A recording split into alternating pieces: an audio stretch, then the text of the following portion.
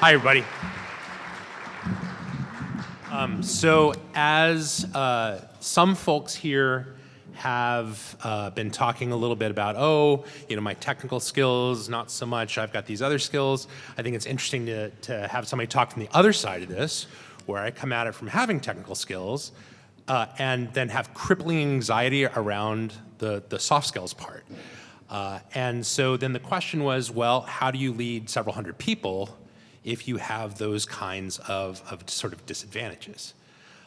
And so I'm talking here a little bit about how I got my introverted self to scale up to being able to do that sort of job. All right, so good, that button works. So let's all pretend for just a moment that you're in the sort of position where you've got managers reporting to you. So this is sort of a director-shaped role. So you've got 20 or more people, sort of up to 1,000-ish people reporting to you.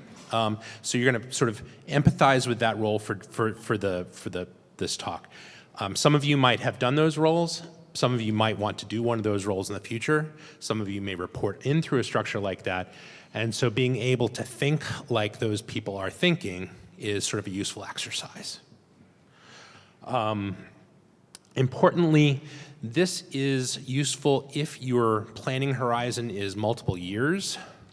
If you're thinking just a month ahead because you're in firefighting mode, or you're a quarter ahead because you're a public company and that's how you've been incentivized, this particular approach isn't as good a fit. So we're talking if you have the luxury of being able to think a little bit ahead. All right. So there's always constraints. Budget's always the first constraint. I have some amount of money that I get to spend, and the further up the chain you get to spend that however you want. Like I could have this many people, I could spend this much on marketing. I could have fewer people, spend more on marketing. I could back and forth. So I get a little bit of sort of control back and forth on that. I can't risk the business. I can't do dumb stuff that's going to get us sued. Either by not following HR guidelines or by breaking a contract somewhere else. There's stuff that I just can't do, all right? And all of the people who work for me also have finite emotional energy.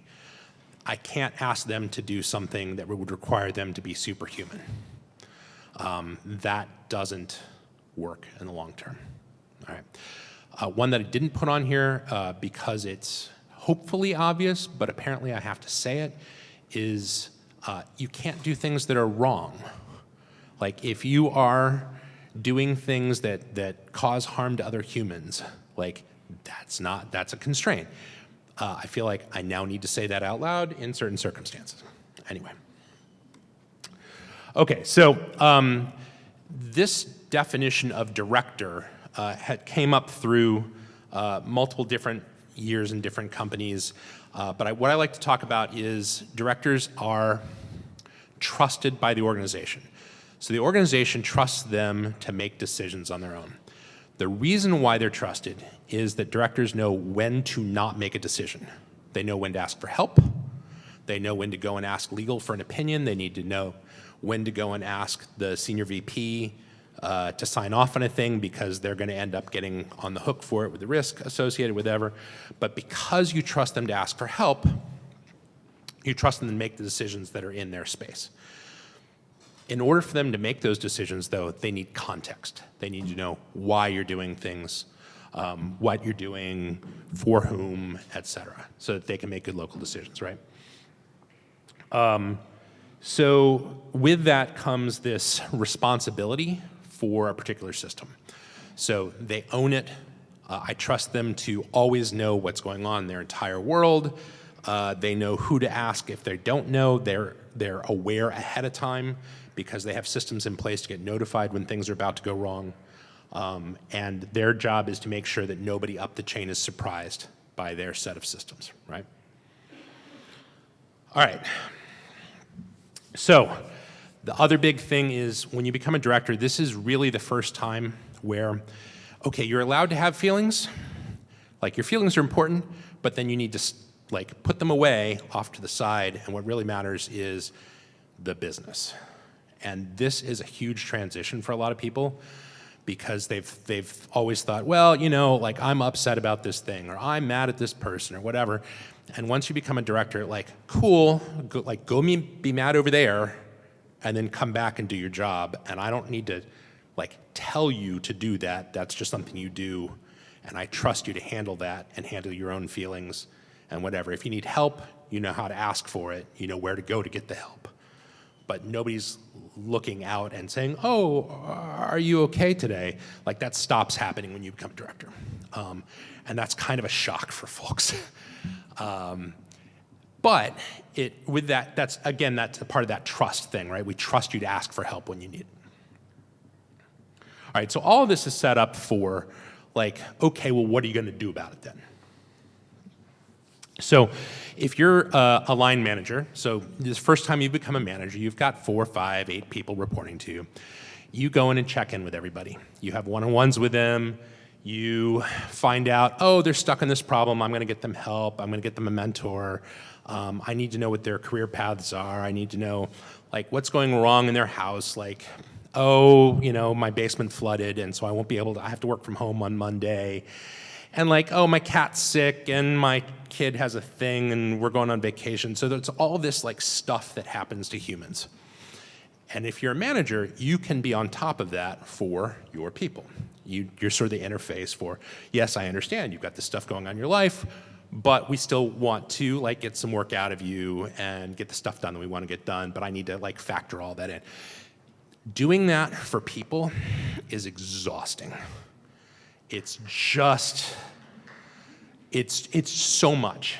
And if you've got 8 people, you can kind of do it. You can have one-on-one a day and sort of 2 on Thursday, and you kind of manage your way through it. But it takes a lot of emotional energy to just empathize retail scale, to be on top of everybody's stuff. And everybody's got their own set of imposter syndrome. Like right now, I'm talking to people who have done this at larger scale than I have. I'm talking to folks who have similar problems, have solved them, et cetera. But Devin always tells me, just because it's obvious to me doesn't mean it's obvious to everybody else, so I should go ahead and say the thing. So thank you, Devin, for continuing to push me. But you have, oh, we take everybody out to lunch, and oh, this person's sad, and why are they sad, and what can we do about it, right? So all of that is all right, maybe you do 8 people, maybe you do 10. If you were really serious, if you were fantastic at this, if you were a genius, maybe you could do this for 20 people.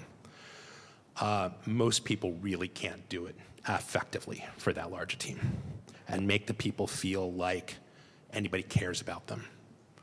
And making the folks that work for you feel like anybody gives a crap about the stuff going on in their lives is one of the manager's most important jobs. If you can't do that for them, how do you expect them to, I need an extra hour to finish this thing up. Can we come in early tomorrow and do this? Like, how do you ask people to give up parts of their lives if you don't care about their lives? All right, so what do we do about that once we become a director, right? So instead of thinking about an individual person, we start thinking about teams. Is this team doing okay? And it's a weird transition to make from being like on top of all this stuff and like, oh, I know that Jack's having this problem, whatever, to like, I only really need to know about the people that need helicopters to get out of dangerous situations because that impacts the budget. But I do care, is the team doing okay? Like, is their manager wallowing and failing? Is their manager not doing the stuff that they need to do? Like, that is really tough to tell because you don't talk to the folks that are reporting to this manager. Like, you don't see them, like you see them in an all hands and they're grumpy about something. You don't know if they're grumpy because they didn't get sleep last night or if they're grumpy because their manager is just absent, right? So how do we track that? First off, making sure we know what that team's mission is pretty critical. Like, I can't measure them or find out how they're doing if I can't explain to them, here's what you're trying to do, here's why it's important. here's how you do it, here's how we do things together, et cetera, right? So I have to know their mission. And I also need to know if those missions, so if I've got 5 or 6 teams, I need to know if those teams have missions that will add up together into a program that makes the company money or whatever our company's trying to do, right? So thinking of people in chunks like this is like the org chart way of thinking about them, which is interesting, but it's not the only way, right? You redo your org chart hopefully not every year. Hopefully you do it, every 3-4 years. Every time you have to do a reorg, it's a pain. Everybody gets knocked off of their comfort zone. They don't know what their mission is anymore. You have to recontextualize everything. And people are always afraid they're going to lose their jobs. And then they don't work for 3 months, and then you get nothing. So you have to have a good reason, either financial or whatever, to do one of these reorgs. So question is what else could we do?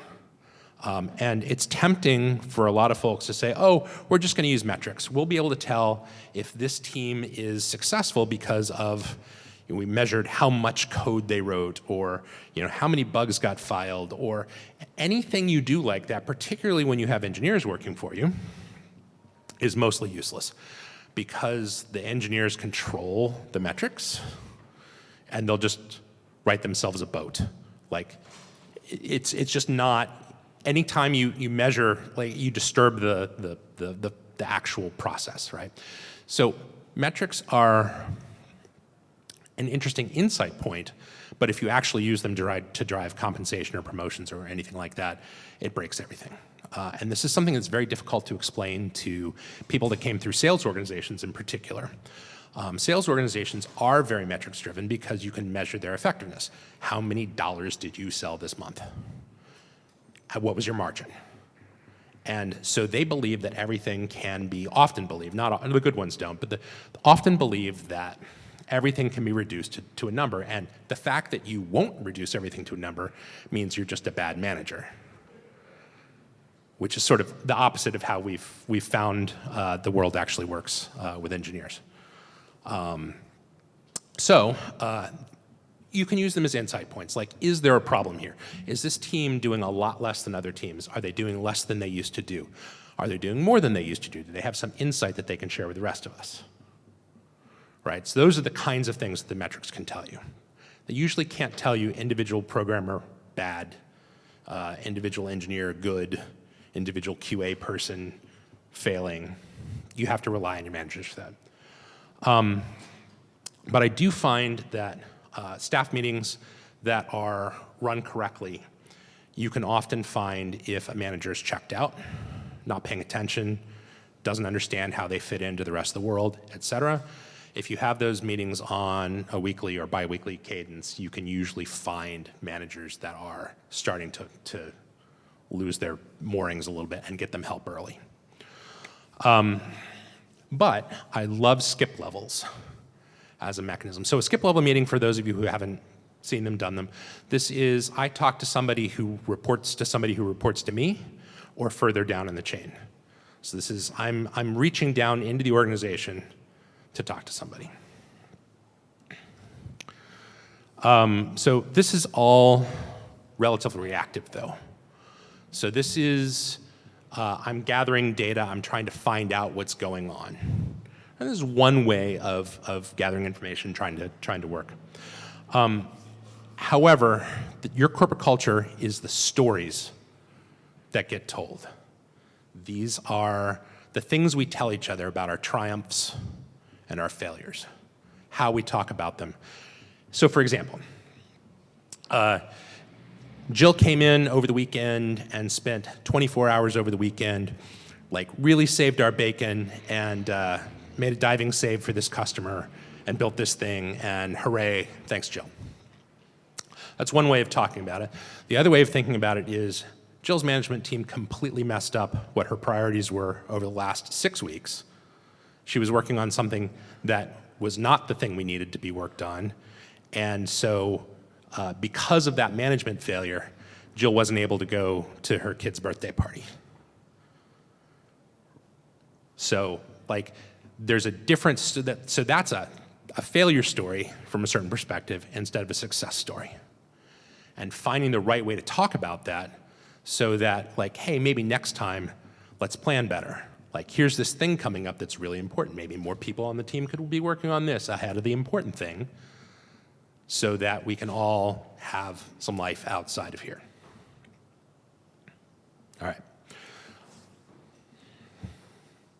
All right, so the first thing is you write down some goals. Like, what is our culture in my organization? Who are we? Why are we? How do we do things? Like, are we constantly in an emergency state? Are we trying to plan ahead so we're never in an emergency? One of the things I like to think about is that the people that have context about what our job is, what our mission is, the people who are supported and are as happy as we can help them to be in our organization, those people who are happy people who have context produce more. And I don't care if they're producing widgets, if you're writing software, if you're doing marketing, whatever.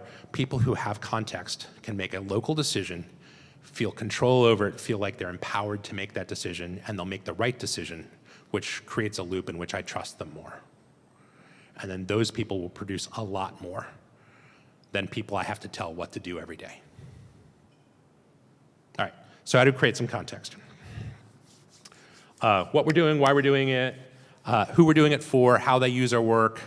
But for all of these, the question is why? Like, why do we do it that way? Why are these people interested in buying from us? Why do these people use our product? Why? If you understand the why, then I don't have to explain minute differences about, oh, this customer needs that, and this customer needs this, and whatever. The people that are doing the work have the context to make that decision for themselves, to intuit what needs to be done without their manager or their director or their VP having to tell them each time. This takes a massive load off of the leader's plate, but it creates a lot of work up front to get correct. So if you're wondering, like, oh, my manager sits around all day, doesn't do anything, sort of writes some PowerPoints. If they're doing their job correctly, one of the things they're thinking about is, how do I get folks to understand what we're doing and why? How do I give them enough context, right? So that doesn't look like very much from the outside. It's sort of one of those ducks sailing smoothly along the water with their feet madly paddling sort of situations. But that understanding of context and people who are able to sort of access that, understand the whys, those are often people that we promote from junior whatever to senior whatever. The senior whatever people have that understanding, are able to give it to others, are able to explain why we should do this. But a lot of that starts from the management team being able to communicate effectively downward. All right, so this is one way to do that context transfer. So Carrie and I did a fantastic job when she started working with me on revamping my calendar. We basically canceled everything on my calendar and reset the week so that my week was now under our strategic control, and specifically was under Carrie's strategic control, so I didn't have to worry about it anymore. And the way that we did this was every week, I would come in on Monday morning with, I thought over the weekend about what this week was about. What's my one bullet point for the week? What's my talking point for the week? What is this week about? And it would often be a culture thing. It might be, oh, this technology I'm thinking about. It might be this trend in the industry. It might be this thing that maybe let's talk about for the week. And then, bounce that off of senior staff at the staff meeting, see if they have, oh, think about this, or we were doing a little bit of something over here, or this team over there knows about this thing. And that would help refine that message early. And then we use that throughout the week. So we'd give a little shout out to staff, hey, here's the bullet point of the week in the Slack. Feel free to talk about this. And then whenever I got into a one-on-one that week later, and the person I'm talking to doesn't have anything, this often happens. You have a one-on-one, you have a skip level with somebody, and you're like, oh, hey, what's going on in your world? They're like, nothing. Cool. Do anything cool last week? No. All right. Have you, your team's working on this. Are you working on that too? Yep. Okay, well, I've got this point that I'm willing to talk about, and so you get to the point where you're talking about your thing for the week, and at least you have something to go on so the conversation doesn't get stuck. And often you can pull that person into the conversation and find out why it matters to them, and here's it's an icebreaker. The other thing I like this for is if you've got a formal mentorship program in your organization and mentors get into the same stage, so you go to a mentorship meeting, and the person, again, you have the same conversation, like, what are you stuck on? I'm good. Okay, like, we have time to spend here, I can help you. So this gives a little framing for that. It's something that those mentor relationships can talk about amongst themselves as well. So you get the whole organization talking about this a little bit. It's not a major thing. It's not like, everybody has to write a paragraph at the end of the week or anything like that. It's just a cadence to transmit some kind of give a crap throughout the organization. All right, so one of the big reasons for this is, for me anyway, being completely extemporaneous in a conversation with somebody who is non-responsive like that is just grueling emotionally. Just the amount of energy it takes on my side to be like, okay, we've got a half an hour scheduled, and I feel obligated to spend the half an hour with you because we put it on my schedule and I've interrupted my day for this, so let's talk about something. And so getting over that and into being productive in that conversation quickly radically reduces the emotional energy taken from me. So this is just one of those things of a trick that worked for me. All right. Skip levels, we talked a little bit about, but how do you find the people to do this with? So one is people are doing cool stuff. So, I'll ask my directs, who's doing something cool this week? Somebody's just gotten something to work that we thought was impossible. Or somebody is prototyping a thing that might be working by next week or whatever. Cool, I want to set that up and have that person give me a demo and let me be the learner and let them be the expert and let them teach me something. Having a large group reporting to you, one of the coolest things about that is you get to learn from all these people. And if you approach them with this level of humility and interest, you often get great stuff out of them just from understanding how the rest of the business is working underneath you. Folks that are challenged, so teams that are failing, people that are having issues, et cetera, when you do skip levels with them, it's a little tougher. So one of the things to do is to get a trusted intermediary, like maybe your admin's trusted to talk to people without them getting scared. Maybe you've got a senior engineer who is somebody that you can trust, give more context about, we want this team to not fail. Could you go talk to this person and find out what's actually going on and report back to me? People that can anonymize for you and be trusted to give feedback without it coming back to them and harming them. Building that trust is pretty difficult. And part of that is just because skip levels are super scary. You get this email from your boss's boss or their boss, I want to meet with you on Tuesday, and your immediate reaction is, oh no, is there somebody from HR going to be in the meeting too? Are we all fired? Oh no, something's horrible. And so trying to figure out ways to make that less scary really quickly, in the invite, this is not scary.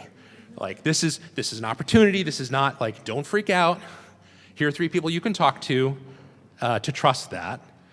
Right? Or here's what I want to know about and here's why. But doing that really early in the email where you ask for the meeting, or having your admin explain that, can be really important, because otherwise you lose an entire week's worth of productivity out of this person of them just freaking out. So that's important. So this keep confidence thing. So often when you're doing a skip level, the person will be like, I don't want to talk bad about my manager. I'm like, okay, but I'm your manager's boss, and so I need to hear this if you're having a problem with them. I'll make sure that they know it doesn't come from you. I will talk to other people so that I can aggregate the feedback from multiple people. I'm not going to act directly on anything you say, but any insight you can give me is really useful. Oh, well, this person's treating that other person in a way that I don't think is okay. Here's three examples. Ooh, all right, well, now let me go and dig into that and see if there's something I can do about them. Or, more interestingly, hey, here's one of the things you can do as a leader within your team to try and affect that yourself without me having to solve it. So enabling them to help solve their own problem, first off, gets me off the hook for having to do anything. It's cool. But also, that builds a leadership skill that then they can reuse down the road and doing other things. So, but that keeping of confidences and the enabling of local solutions makes these skip levels actually radically more effective. All right, so the next thing for culture transmission that I like to do is to have a really well-defined promotion path for folks. This seems like one of those touchy-feely things that HR wants you to do, and I'll just toss off, and it doesn't matter. This ends up being one of the most effective ways to enforce culture. So if down the left you have each different level in your organization, from entry level to junior to senior to staff to principal to whatever, and across the right you've got your cultural values like technical expertise or communication skills or whatever the things are you're trying to promote. And if you can write down in each one of these boxes, I expect an entry-level person to be able to read an email and understand it. I expect the most senior person to be able to not only write an email, but for it to embody our values, to be enforcing the culture. I expect them to be world-class at being able to convince other people of the thing, right? So going from the entry-level skill to the most senior level in that skill, being able to write that down gives a tool to each one of the managers who's having conversation with their people. Hey, I think it's time for me to be promoted from junior to senior. Cool, let's look at the sheet. Just because you've checked off all these boxes doesn't mean we're gonna say yes, but here's are you operating at your level or above level or below level in all these places? Here's some things to work on. I think your communication skills could use some work. Let's get you to talk in front of some people some more. Let's get you to write more of our communications. So it's a tool for these managers to have these promotion conversations in the context of the culture that you're trying to create. All right. The next thing is whenever there's a change. So we're going to do a reorg, we're going to do a layoff, we're going to create a new team to do this. We're going to take on a new segment of customers. Whatever the big change is, being able to communicate that effectively. So this happens more often than you expect. This framework is really useful, particularly if your leadership team gets used to doing it this way. So the first thing is you start a document, you start a draft of the email with just some bullet points that's going to go out at the end. And this seems completely obvious, but usually what happens if you don't think about things this way is the email gets written at the end and you forgot all the stuff that you did along the way to come to the decisions that you came to. If you put the email in the same document you're working on, then as you come up with questions that you don't have answers to, you can change the email as you go. And it turns out to be one of those completely obvious things that once we started doing it, it made this huge difference. The next thing you put in there is frequently asked questions. So this is a place where you brainstorm with whoever's inside the trusted circle about what questions do we expect to get asked. The junior engineers are going to ask about this. The senior engineers are going to ask about this. The people that are worried about that customer, who are these 5 people scattered throughout the organization, are going to ask this set of questions. So you don't have to publish this entire list of questions that you expect people to ask and the answers to them. But if you've thought about them ahead of time, now when somebody asks you in an all-hands meeting, well, why did you do such and such? Well, our principles behind this change were X, Y, and Z, and here's how it applied to the thing you asked about, and that's why we made the decision. And now you look like you were prepared. You had thought through all the stuff that was going on. You cared what the questions were going to be enough to actually prepare for them. And so doing this takes a ton of time, but it helps you to look like you weren't an idiot. It helps your manager your managers who are working for you to feel like they weren't blindsided by a thing, and it helps your people to feel like their managers weren't out of the loop and not consulted, et cetera. So I've got this Rasky thing here. This is a very standard program management thing you can go and look up on your own time. But it's just a way of sort of thinking about those buckets of people. But the groups that aren't on the org chart, so like, oh, here's a manager and their manager will take care of them, but the slices that go through the organization are often the most important ones to think about when you're doing this. So the senior individual contributors can be your most effective tools to get the rest of the organization bought in. If they get a little bit of heads up about a thing, if they get an extra hour or two to think about it, or a day or two to think about a problem, then by the time you announce it with an email and the junior person sitting next to them freaks out and is like, oh my God, what does this mean? The senior person can be like, oh, yeah, like I heard about this, it's not a problem. Like we're gonna do these 3 things, you're gonna be fine, your job's fine, it's all okay. And so getting people like that seated throughout the organization that can help you to be okay with the message, again, just keeps people in the pocket, keeps them working, keeps them productive. So that's one way of thinking about it. The other way of thinking about it is I care about those junior people and their reactions. I can't talk to each one of them ahead of time because I can't trust a junior person not to blog about the thing that we're doing before the other person who needed to find out about it. I can trust a director level person with that because I'm constantly trusting them with, you can't say anything about this until this email comes out, and then here's what I want you to say. And so this trust gradient means that I can put trusted people around the organization and use them to help me to deal with people's feelings early. All right. So when you then tell people about the change, particularly the people who are in that trusted set, you tell them what's happening. You tell them whether they're just being told this is happening or whether they're being consulted, right? So do I get to change this or is it too late? And so making sure the people who are going to be upset that they didn't get a chance to change it are notified early in the process is a large part of this calculus. And then who can they talk to about it when they want to process their feelings or they want to ask questions or whatever, because they need to know who's already inside the trusted circle. They don't want to like go spill the beans to somebody that they're not supposed to yet. So you tell them exactly, you can talk to these 3 people about these things, they're already in the loop.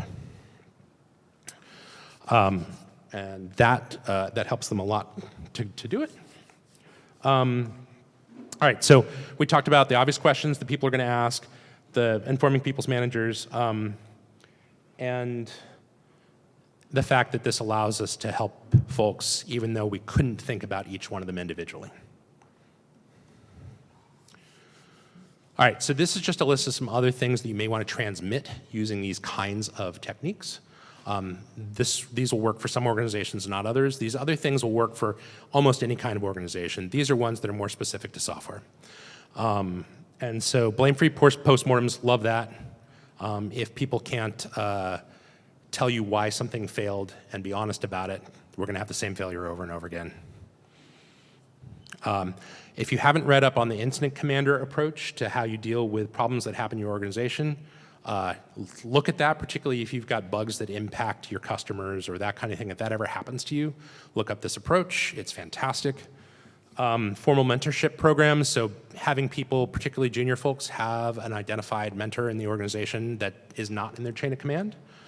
And then figuring out how to get them context and content for those conversations on an ongoing basis. Terribly useful. And then we talked about using senior individual contributors and your admins as anonymizers. So folks might want to come to Carrie and say, hey, I'm really concerned that Joe seems upset about this thing. Are we all going to lose our jobs? And Carrie can say, oh, somebody told me that. And then I can address the concern. And so that's another, like, how do you find people that are trustable in your organization? But one of the things I also like is to find ways for junior and upcoming individual contributors to be able to communicate, to build their soft skills, to be able to get visibility for the cool things that they're doing, to be able to show off. And so how do you create an organization where there's lots of opportunities for that, and people get, the stories that we tell are about that great demo that somebody did because they built a thing that we thought was cool. All right, so you may not need any of this in your current role, but if you want one of these leadership roles one day, thinking about how your organization is doing this kind of communication, how they're building their culture, what the culture is, understanding how that culture is being built will make you more promotable. It makes you one of the people on the inside, one of the people who are part of the conversation, one of the people who are in the room where it happens. And that will, if you're on a path to this being a thing that you're interested in, this is one of the ways to get there, is to care about this stuff. All right. So taking control of your culture, building it intentionally, having tools to do it that are repeatable, having ways of transmitting stuff throughout the organization that don't rely on your own personal communication skills, your own personal emotional energy, that's one of the ways to deal with the fact that you've got a larger team than you can handle on a one-to-one basis. So some of this is completely obvious of like, well, of course I'm gonna work, I'm gonna delegate, whatever, but thinking about how your job changed from when you were a direct manager to when you're managing managers, that process of internal change of who I am, how do I value my time, how do I go about doing what my actual job is, which is building a team, building a large organization, right? That change in your internal feeling is really hard for folks to go through. It's tough, and very few people get through that change unscathed. But thinking about it intentionally rather than just letting it happen to you is pretty critical. All right, so your feelings might not scale. But figuring out what the right thing is and having everybody know what that same understanding what the right thing is, that could scale. And that's it.